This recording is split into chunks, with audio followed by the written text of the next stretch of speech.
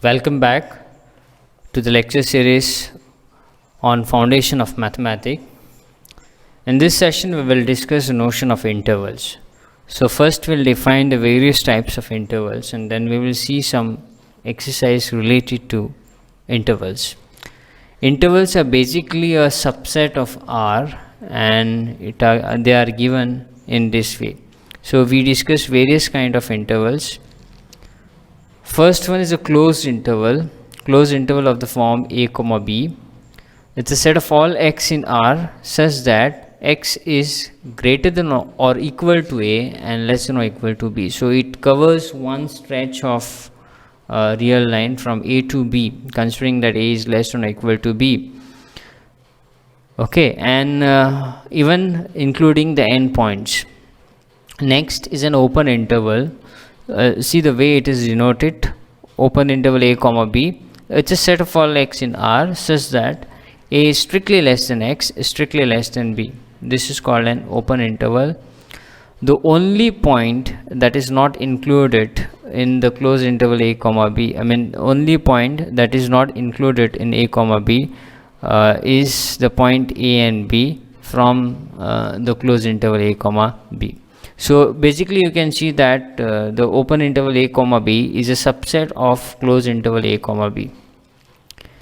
Then you have an interval of the form a closed open interval. One side it is closed and the other end it is open. So here this is closed from the left hand side, open from the right hand side. So it's a set of all x. We include the endpoint a because it is closed on that side and x is strictly less than b. Similarly, open closed, from the left hand side it is open and the right hand side is closed. A closed ray, that is a ray is basically infinite line, so it's a open interval a comma infinity. Now here when we are dealing with infinity is never closed, it is always open, closed only in the extension R plane if we are including infinity as a number in that real line. So a comma infinity is a set of all x belongs to R. X is greater than or equal to a. Because the endpoints are included, then that's why it is called as the closed ray. Similarly, we have an open ray.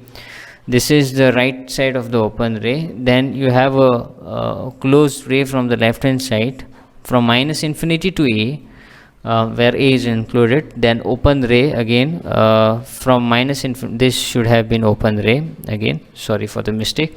So it's from minus infinity to a again, but a is not included. So it's a set of all x in R such that x is strictly less than a.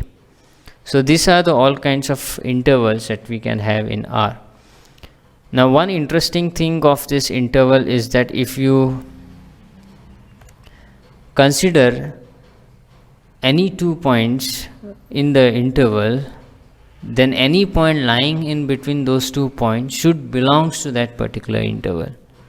If that is not happening, if you can find at least one point within those 2 points which does not belongs to that given interval, given set, then it is not an interval. So now here is an exercise for you, a very simple exercise.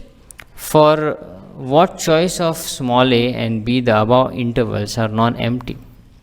We talk about open interval, closed interval, open close, closed open, then open ray, closed ray. So the question is very simple. For what choice, or can it be an interval? Can an interval be an empty? Non-empty.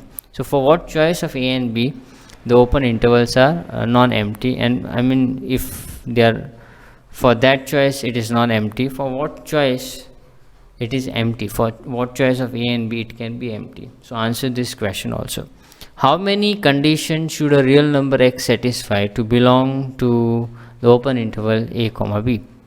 How many conditions should a real number x satisfy to belong to open interval open ray a comma infinity?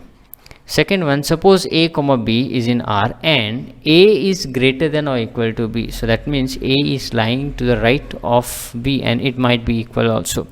Identify the subsets of R on the real line open interval a comma b, open open close interval a comma b, open from the left hand side, close from the right hand side, and the close interval a comma b. So you can very easily identify this, and just look at this, a is greater than or equal to b. So in one line you can answer this question. Okay, now see, you can have an example of this form. Identify the set A with set subset of R, x in R, with the condition that mod of x minus 2 minus mod of x minus 4 is equal to 3. You need to explicitly write down the elements of this set X. Now see, you need to see the breaking points of this set. Now at x equal to 2, one of the term will become 0 because it's a mod. At that point, whenever the point is less than or greater than, see, we just need to look. So whenever we have a mod of x minus a as a factor, at x equal to a, the value becomes 0, and when x is greater than a and x is less than a, depending on that, the value change. So that's why we need to see this kind of factor, and we need to see at what point this factors become 0. Now there are two factors that are involved, mod of x minus 2 and mod of x minus 4. So when you put x equal to 2, the value will become 0. When you put x equal to 4, this value will become 0, not the whole value. This value will become 0. So what I'll do, I'll split the real line into three interval.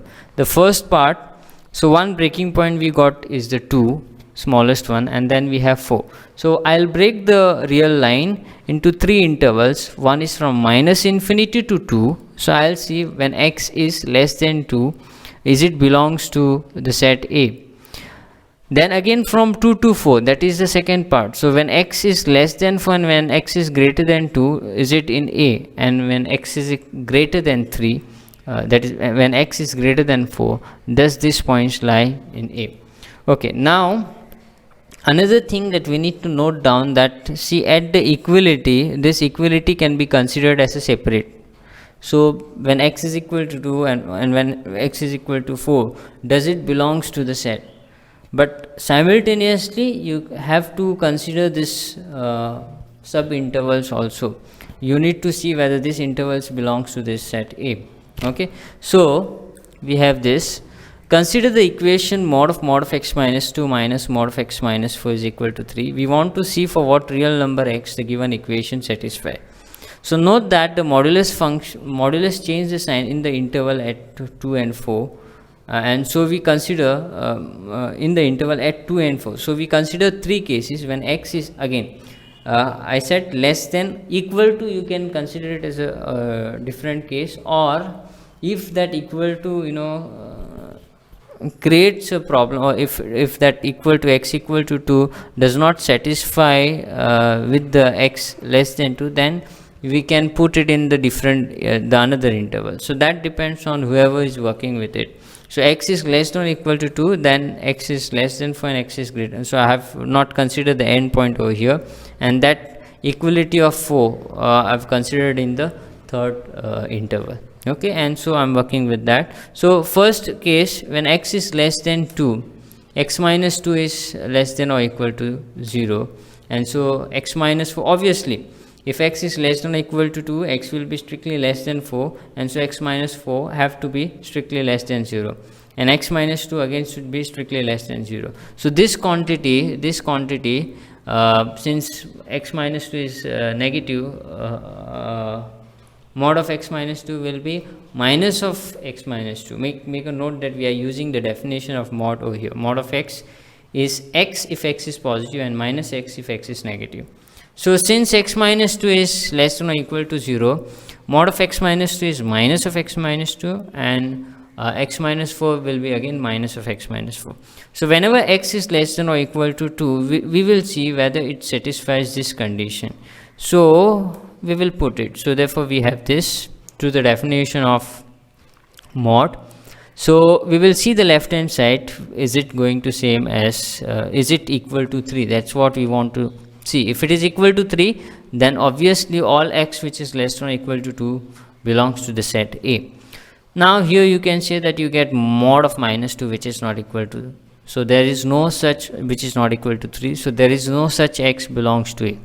Case 2, I'll take when x lies in between 2 and 4. So when x is greater than 2, you can say that x minus 2 is greater than 0, and when x is less than 4, x minus 4 is less than 0. So you need to know the sign of x minus 2 and x minus 4.